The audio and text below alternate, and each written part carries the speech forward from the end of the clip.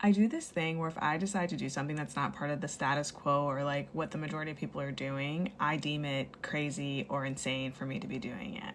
And my therapist clocked me on it the other day, and I want to stop doing it. And I think step one to not doing that anymore is to acknowledge that I do it. And I'm hoping that talking about it more will help me become more aware of it and like shift my perspective around it, because I don't know that I really realized I do it until she said it to me. So for example, things that I deem insane, but really I just think they're insane because they're not what the majority of people are doing, or it's like not the status quo.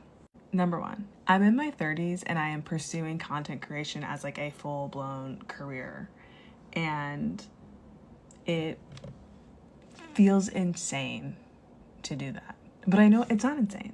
Anything's possible. Number two, I stepped away from my full-time corporate job that offered stability and a lovely paycheck, might I add, and was fully remote and all the wonderful benefits, with no real backup plan. Not even a backup plan, with no real plan. Again, insanity. I'm in my 30s and I've lived on my own my entire adult life until about 6 months ago when I decided to move in with my parents. Again, it feels insane.